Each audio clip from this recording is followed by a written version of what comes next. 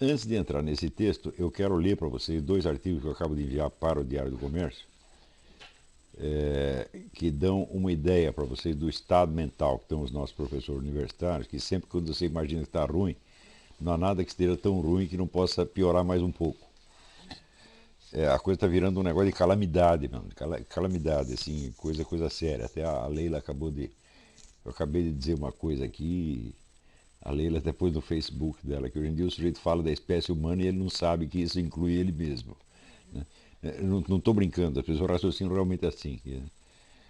Então, aquele negócio da autorreferência, quer dizer, tudo aquilo, o juízo que engloba o sujeito, a pessoa realmente não consegue mais pegar. Mas eu só vou ler esse artigo aqui com pouquíssimos comentários, depois vamos passar para o texto da aula propriamente dito. O primeiro artigo chama-se Bobinha. Na carta maior desta semana, uma professora de Ciências Políticas da Universidade Federal de Pelotas, Luciana Balestrin, adverte que enxergar alguma hegemonia comunista nas instituições superiores de ensino é paranoia e insinua que, ao contrário, o verdadeiro perigo que se esboça no horizonte nacional é o fascismo. A prova que ela oferece desse deslumbrante diagnóstico é que 3 pessoas reclamaram contra o comunismo universitário.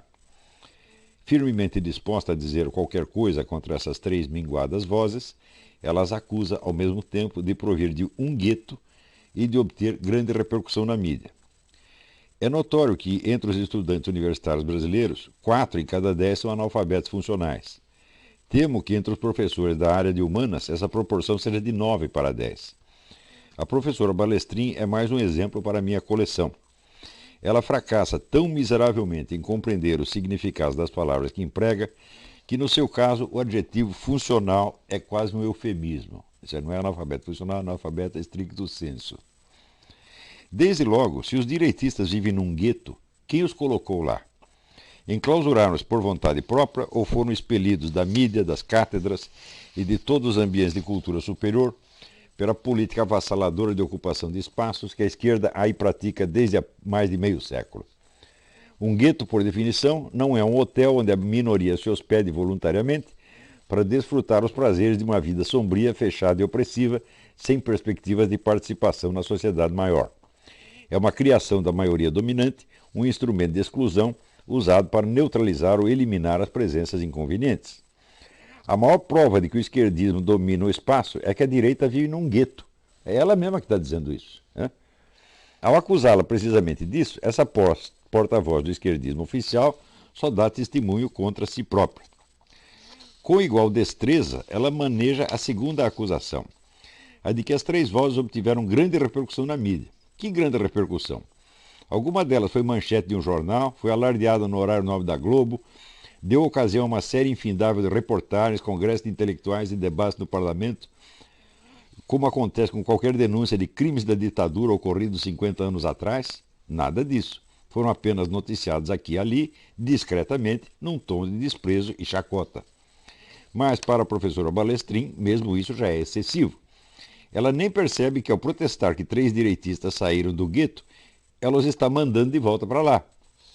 Mas onde ela capricha ao máximo e não entender nada é ao enxergar uma paranoia em 3 denúncias isoladas, só notáveis pela raridade, e nenhuma nos gritos de alarma contra a ameaça fascista que pululam aos milhares com estridência obscena em publicações e salas de aula por todo o país. Na própria Carta Maior, o toque de alerta antifascista ressoa diariamente. Qualquer observador isento nota a desproporção entre a iminência objetiva desses 2 perigos e a intensidade do temor real ou fingido que despertam. Apontar o avanço comunista é apenas registrar as vitórias que centenas de organizações comunistas alardeiam e celebram nas assembleias do Foro de São Paulo, prontas, de certo, a negá-las em público quando lhes convém. Mas e o fascismo? Onde estão as organizações que o representam, os partidos que buscam elevá-lo ao poder, as verbas bilionárias que o sustentam, a militância adestrada para impô-lo a um povo inerme, os milhares de livros que infectam com o vírus fascista as prateleiras das livrarias e as bibliotecas das universidades? Nada disso existe. Nada, absolutamente nada. Tanto não existe que, para fingir que existe, é preciso até mesmo chamar de fascistas as massas de agitadores comunistas pagos pelo governo para espalhar o terror nas ruas e forçar a transição para o socialismo explícito e descarado. A inversão das proporções é, de certo, um dos traços mais típicos e constantes da mentalidade revolucionária, mas nem todos a ostentam com a cândida desenvoltura dessa mulherzinha boba. Saber qual orientação ideológica predomina em determinado ambiente social não deveria ser muito difícil para uma cientista política, especialmente quando esse ambiente é o dela própria, o seu departamento universitário. Ela poderia perguntar, por exemplo, quantos de seus colegas votam na esquerda, quantos na direita. Ou poderia, com um pouco mais de esforço, averiguar a linha ideológica majoritária dos autores cuja leitura eles recomendam a seus alunos. Poderia até, se quisesse, fazer inspeção semelhante em outros departamentos de ciências humanas pelo Brasil afora, para verificar se as várias correntes de pensamento estão aí representadas equitativamente ou se uma delas predomina até o ponto do monopolismo absoluto. Tudo isso, no entanto, para a professora Balestrin é esforço excessivo, cruel e desumano. Tudo o que se pode exigir dela é que raciocine pelo método histérico da autoimpregnação auditiva. Eis como funciona. Nos seus anos de estudante, você faz um esforço danado para macaquear o discurso dos seus professores. Ouve, presta atenção e imita cada giro de linguagem, cada cacuete, cada chavão. Quando por fim consegue falar como eles, você ouve o que você próprio diz e, orgulhoso de tamanha realização, acredita que é tudo verdade. Então está maduro para lecionar e para escrever artigos na Carta Maior. Tenho duas observações a acrescentar isso aqui, observações que até dariam um artigo independente. Então, em primeiro lugar, como é possível, em pleno ano 2013, alguém ainda negar que haja uma hegemonia marxista nas universidades brasileiras? Como é possível isso? Isso é possível pelo seguinte: mais de 20 anos atrás, eu fiz alguns projetos de pesquisa destinados a elucidar exatamente isso por meios estritamente científicos, ver a hegemonia marxista na mídia e nas universidades. Propus isso a organizações liberais, às forças armadas, a empresas, etc., mas ninguém achou que isso era importante. O importante era fazer propaganda das ideias liberais. Acontece o seguinte, acontece que todo debate político se dá sobre um fundo de fatos bem estabelecidos. Portanto, se você não tem, vamos dizer, a demonstração científica do que você está falando, as discussões jornalísticas e até parlamentares são perfeitamente inúteis. Isso aí é uma coisa que a esquerda sabe há não sei quanto tempo. Quer dizer, quando ela quer lançar uma discussão, é porque ela já tem 10, 20, 40 estudos, pode ser até falsos, mas pelo menos tem uma aparência científica que fundamentam aquilo, de modo que as discussões elas têm premissas nas quais se basear. Você pode citar uma fonte. Agora, quando você tem um fato notório, mas que não está comprovado de maneira alguma, você não tem fontes que o atestem, qualquer um está livre para negar o fato notório e dizer, prove que existe hegemonia. E daí você tem que começar toda a discussão de novo, levantar fato por fato, e cada vez que vai começar a discussão de novo, você tem que refazer a pesquisa de novo, e de novo, e de novo, e de novo, e de novo, e de novo. Então, essa situação acontece, essa do Luciana Balestrin escreve essas coisas, não só por causa dela mesma, por culpa dela mesma e por culpa da Carta Maior, mas por culpa de todas as organizações liberais, das nossas forças armadas, do nosso empresariado e de toda esta gente, esta maldita direita brasileira, tá certo? Que insiste nesse seu imediatismo oportunista e idiota, achando que com isso é muito esperta, tá certo? Então, a ideia dessas pesquisas é uma coisa estritamente obrigatória, tá certo? Não, por exemplo, se você vê que até no próprio artigo dessa Luciana Balestrin, ela fala a imprensa hegemônica, quando ele diz imprensa hegemônica direitista. Eu digo, mas como você não... Eu sei que não é direitista, por quê? Porque eu estive lá, eu conheço as pessoas, eu conheço os diretores, cada um dos diretores de redação, eu conheço cada um dos colunistas e sei que são 99% esquerdistas, mas você não tem isso atestado vamos dizer, num trabalho, numa obra científica, numa pesquisa, não tem. Então fica uma questão de... Você transfere a coisa do plano do fato para o plano da mera opinião ou da impressão. Quer dizer, você tem impressão que é esquerdista, o outro tem impressão que a coisa é direitista. Então, enquanto as pessoas não entenderem que discussões públicas não podem ser feitas só na base de artigos de jornal, de discurso do parlamento, de programa de rádio, mas que é necessário você ter livros e obras científicas bem fundamentadas. Por exemplo, a discussão sobre comunismo mudou muito depois do livro negro do comunismo, onde você tem a coisa toda documentada. E qualquer coisa você puxa o livro negro do comunismo, está lá as fontes. Agora, tanto que tão logo saiu o livro negro do comunismo, os caras tiveram que fazer uma paródia, que foi o livro negro do capitalismo, que é uma coisa totalmente falsificada, que não convence ninguém, mas onde você percebe facilmente, é muito fácil você distinguir o que é uma empulhação e o que é um trabalho científico. Então, se não há esses trabalhos científicos de fundo, todas as discussões são inúteis. Você pode gritar 24 horas por dia. Nunca vai funcionar. Nunca, nunca, nunca. É impossível. Então, nós aqui nesse curso, todos vocês, eu acho que vocês estão bastante conscientes disso, mas aí por fora as pessoas ainda continuam achando que o importante é fazer artiguinho, é fazer uma entrevista num jornal, tudo questão de propaganda. Então isso quer dizer que as pessoas elas se imbuíram da onipotência da propaganda, onipotência do falatório. Mas acontece que se nós, em matéria de falatório, você jamais vai poder concorrer com o histérico ou com o psicopata. No puro falatório eles sempre vão ganhar. Se você tem autorização para mentir o quanto você queira, tudo bem. E se você não tem, vamos dizer, uma barreira de fatos bem comprovados para você deter o fluxo do falatório, ele vai continuar indefinidamente e você vai tentar concorrer com os caras na base do falatório. Então,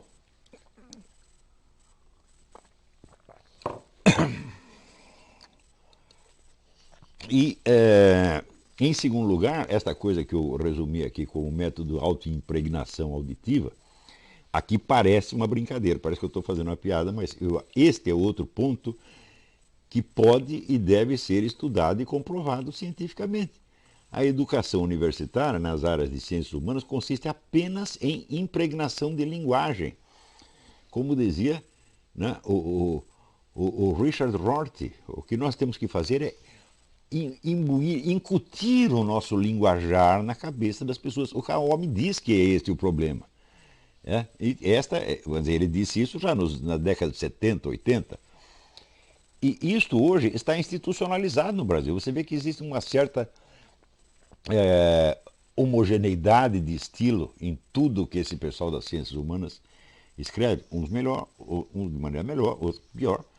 Mas os cacoetes são os mesmos, tá certo?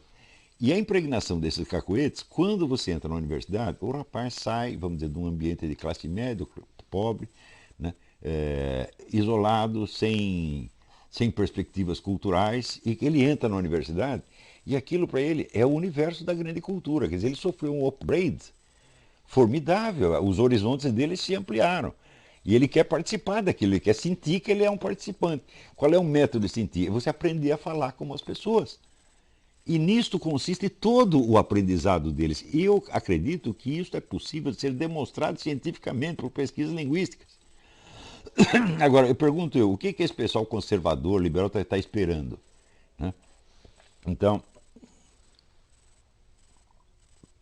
você veja que dentro do pessoal da esquerda você encontra um respeito muito maior pelo conhecimento, pela ciência e tal, do que entre o pessoal da direita.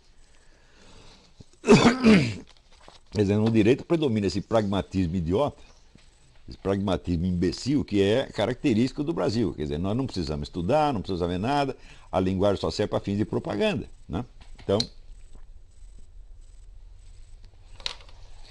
quando você começa a pensar assim, você está infectado do que existe de pior no seu inimigo. E você se torna o seu pior inimigo. Esse artigo continua um pouco. Vamos levar essa análise da linguagem dessa mulher um pouco mais dentro para vocês verem. Quer dizer, eu estou com esses artigos, eu estou exemplificando isso que eu estou dizendo do negócio da autoimpregnação histérica.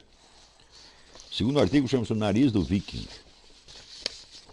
Desculpe voltar ao assunto, mas a inépcia da classe universitária nesse país é uma fonte de inspiração inesgotável para este deslumbrado colunista. Há coisas que o gênio mais excelso não conseguiria inventar, que não existem nem entre o céu e a terra, nem na nossa vã filosofia, mas que jorram da idiotice aos borbotões num fluxo incessante de criatividade que só encontra igual, mutatis mutandis, no capítulo 1º do Gênesis. Leiam esta frase da nossa já conhecida professora Luciana Balestrin, aspas. Mesmo os velhos e os contemporâneos clássicos do liberalismo político moderado são capazes de aceitar a tolerância, a diferença, a liberdade de expressão. Fecha aspas. Vamos descontar, vamos dizer, o estilo miserável da dona. Não é disso que eu estou falando por enquanto. Eu estou falando só da semântica de certos termos que ela emprega. O tom de superior condescendência sugere que a tolerância, o respeito à diferença, etc., são virtudes tão bem repartidas entre vários regimes políticos que até mesmo os liberais são capazes de praticá-las um pouquinho. No mundo real, porém, ninguém ignora que essas virtudes foram inventadas pelos liberais e só existem nos sistemas políticos que o liberalismo criou ou nos quais deixou sua marca profunda. Elas são o liberalismo. Em todos os outros regimes, só o que se vê é rigidez, intolerância, perseguição, encarceramento e matança dos divergentes. Não podendo negar esse fato, mas odiando reconhecê-lo, a articulista da Carta Maior apela ao expediente pueril de atenuá-lo mediante o uso do modo comparativo. Mas comparações, quer dizer, aí há uma comparação implícita. Mesmo fulano consegue fazer tal qual coisa. Quer dizer, outros conseguem, é normal, mas até estes conseguem. Hein? Mas comparações só funcionam quando há elementos a ser comparados. E no caso não há nenhum. No mundo moderno não há exemplos de tolerância e liberdade fora do liberalismo. Não se trata, portanto, de uma comparação autêntica, mas de um fingimento, de uma comparação postiça, absurda, produzida à força para fins puramente pejorativos. Fingindo louvar um mérito, a professora o achincalha ao dividi-lo com quem não o tem, deixando ao seu portador único e genuíno só um tiquinho, uma lasquinha da virtude supostamente geral, como quem dissesse, até mesmo os ovíparos botam ovos. Né? Como se botar ovo fosse universal, elefante bota ovo, leão bota ovo, né? A dona Balestrin bota ovo e até os ovíparos botam ovos. Para piorar um pouco mais as coisas, ela não reconhece essas virtudes políticas nem mesmo em todos os liberais, mas só nos moderados. Fica subentendido que existem radicais liberais que as negam.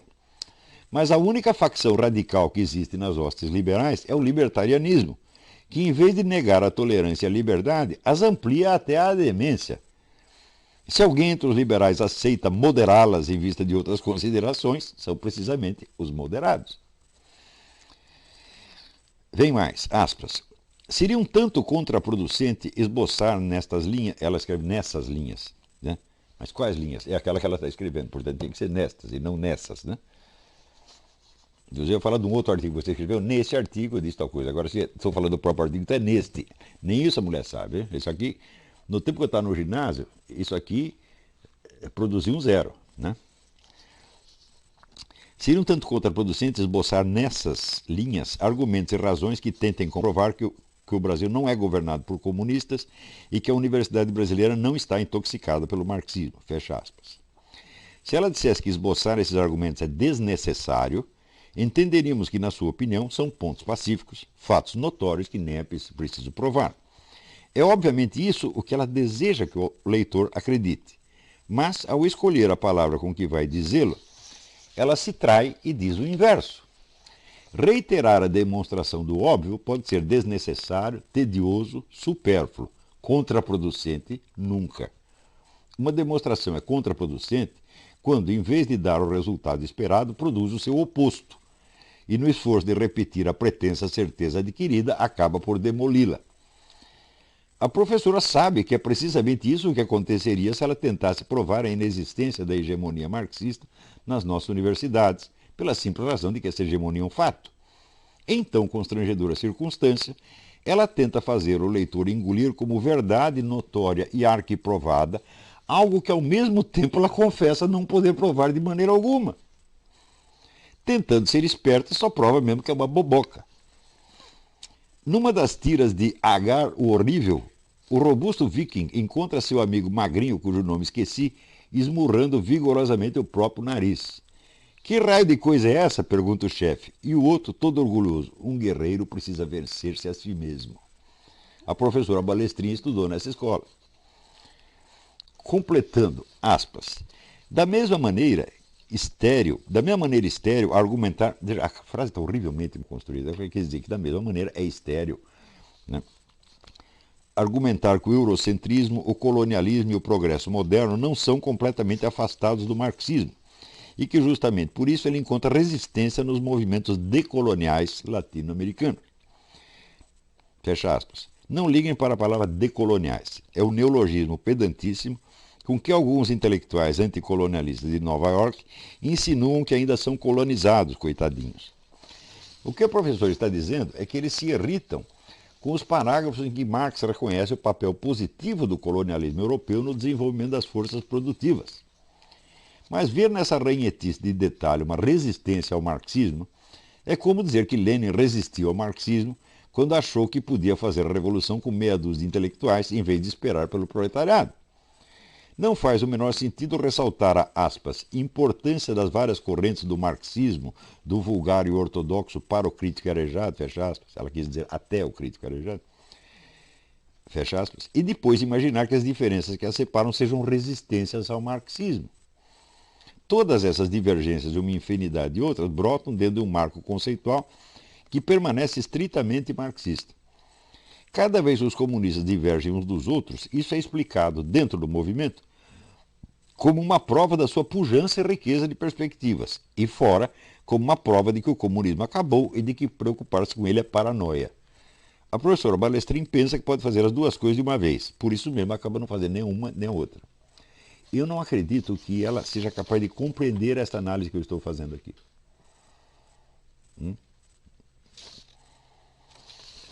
Então, isto aqui, ela não é um caso excepcional, uma exceção. Isso é a média dos nossos professores universitários. Eles são analfabetos funcionais mesmo, eles não entendem.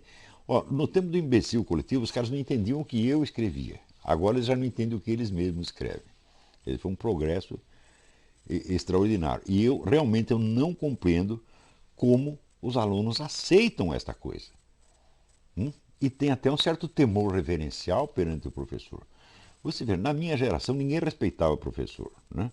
No Brasil. Na Europa não. Na Europa, mesmo no maio de 68, estava lá o pessoal fazendo aquela gritaria, de repente passava um professor da Sorbonne, todo mundo parava, cumprimentava, monsieur le professeur. Tá? Mas no Brasil, né, o normal era o estudante ter uma atitude de rebeldia, de não aceitar a autoridade de ninguém. Depois, né, de toda esta era petista, né, os professores viraram como se fossem cardeais. As pessoas têm uma atitude de obediência e temor reverencial. Né? Do mesmo modo que o culto dos diplomas, nos anos 60 e 70, já havia acabado. Quer dizer, todo mundo já havia incorporado a lição da literatura brasileira de que o culto dos diplomas é uma coisa de subdesenvolvido, que já vinha sendo demolido, denunciado pela literatura desde 1910, com Leão Barreto. Então, finalmente, nos anos 60, o pessoal, os estudantes rebeldes, já tinham entendido que isso não funciona, que isso é uma palhaçada. Agora voltou. Então, o culto do diploma, o culto do seu professor, ao mesmo tempo, onde esses professores vão se rebaixando ao nível de retardados mentais mesmo, pô. E as pessoas aceitam isso, né? Bom, então isso é só para você ver como a situação está braba e como é muito importante, se você estuda numa universidade, você jamais aceitar a autoridade desses caras. A autoridade do professor tem que ser testada, tem que ser exprimida na parede. Uma vez, duas vezes, 3 vezes, 10 vezes, para ver se ele sabe do que ele está falando. E se ele não sabe, você tem que ir à diretoria da faculdade e dizer, esse sujeito é inepto, ele não pode lecionar essa matéria. Isso é o que as pessoas têm que fazer, isso é obrigatório fazer. Você não pode fazer sozinho, você tem que juntar 2 ou 3, testemunhar, documentar, gravar as coisas. E não há outra maneira de nos livrarmos desse pessoal, senão desmoralizar um por um. Desmoralizar não com xingamento, não fazer como fizeram com o Paulo, coitado do Paulo Giraldelli, que os próprios alunos invadiram a sala, quase bateram nele gritando. Então não é assim que se faz. Tá certo? É fazer uma coisa séria, é provar que o sujeito não tem capacidade de lecionar o que está lecionando e pedir realmente a sua remoção. Tem que fazer isso com 1, 2, 3, 100, 1000, 2000 ou 10.000. Tem que ser um por um. Aí não tem jeito de você se livrar desses caras de uma maneira genérica, como passar um spray. Tá certo? É um por um. Então, isso é uma coisa que também eu tenho tentado explicar, vamos dizer, a liberais e conservadores, vai fazer 30 anos. Falou, a luta política não é uma luta de ideias. Não estamos aqui para derrubar ideias, mas para derrubar pessoas. O poder é ocupado por pessoas e não por ideias. Quem está na presidência da República não é uma ideia, não é a ideia da Dilma Rousseff, é a própria Dilma Rousseff. Hein? E assim por diante. Então, não há outra maneira senão remover um por um. A esquerda sabe disso há 50 anos. Né?